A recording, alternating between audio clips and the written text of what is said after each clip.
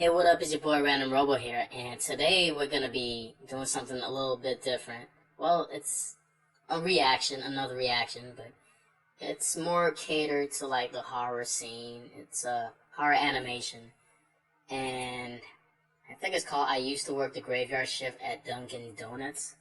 So we're gonna check that out. Don't forget to sub. Don't forget to like and comment.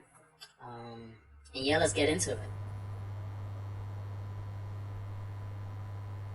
I used to work the graveyard shift at a Dunkin' Donuts. For those of you who don't know what a Dunkin' Donuts is, it's basically a donut chain that sells coffee, breakfast items, and of course, donuts. This brings me to a little over a month ago when our location was recently selected to become 24 hours. The animation ain't too bad.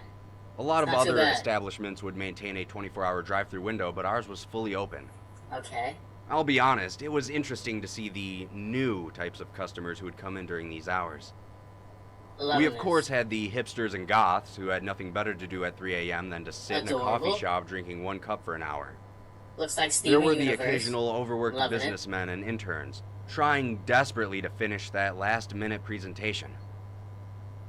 A couple weeks ago, I had encountered a new type of customer, though he is very difficult to describe. Have you ever met someone that makes you nervous for some unknown reason?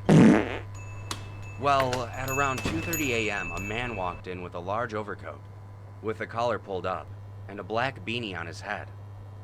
What struck me as odd first was the lack of people in our lobby. Okay.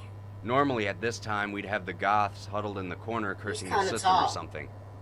He is a but tall the entire store was empty aside from this man, myself, and my manager who was in the back. Probably sleeping or something. After this person walked in, I thought it had to be a homeless man, trying to escape the cold and possibly seek out a hot cup of pity. I'm just being honest with you. But then I saw his face. He looks like a killer. He was somewhat gaunt. He looks like a killer. Cleanly shaven. His eyes had dark circles around them as if he were tired, but he seemed quite energized.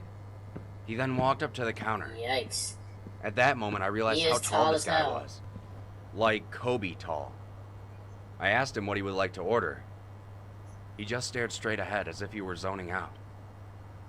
I repeated my question a bit louder.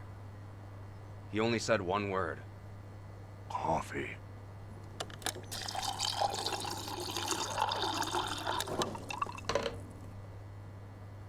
The man then leaned down and looked me in the eye. You got a problem? And asked me if I was alone. Yeah, of course. We're all alone. I told him I wasn't, that my manager was in the back room. With no witnesses. He then pulled out a few crumpled up dollar bills, handed it to me, and then walked back out of the door without taking his coffee with him. That's a red flag. As soon as he left the building, I felt this intense atmosphere lift up around me. It's been a ordeal. I was at a loss for words, to be honest. It's time to leave now. I quickly rushed to the back and told my manager about the whole situation, to which he told me to put the man's money aside in case he comes back. He's not gonna come back. The next night, everything was back to normal. There's a next night? The usual customers sat in their respective seats, sipping their coffee.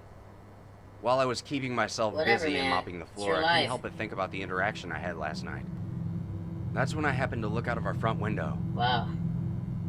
He is staring at us. He was standing across the street under a streetlight. Hey, pal, he was just standing there staring at me. Got your coffee last time. I turned to see if my manager was behind the counter, and when I looked back, he was gone. He's doing magic tricks now. At that point, I was starting to feel unnerved. My last night working there was the worst by far.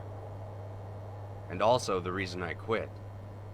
I had arrived to work and relieved the people working before me. That's when I received a call from my manager telling me that he had a family emergency and would be a few hours late. Of course he's gone. I was upset, but there wasn't much I could do, so I just said all right. After 3 uneventful hours of me cleaning the same racks over and over again to keep my mind off things, I glanced out of the window once more. What's that? What I saw made my blood turn to ice. He was grinning at me with a sinister smile that caused my body to seize up. Look at his arms. Right away, I pulled out my cell phone and called the police. While my phone was ringing, the man did something strange. Well, I don't think the authorities can help, buddy. They're not going to be able to help you. Look at his hands. I watched him carefully as he began to type something into the phone without even looking at it. It's not even looking at the phone. At that moment, my phone buzzed, notifying me of a text. What's up? The message said, "Now you're alone." Oh, no.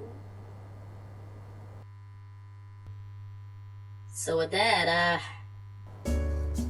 we watched that. We watched that together, and I know I'm a bit late. This came out months ago, but better late than never. Yeah. So.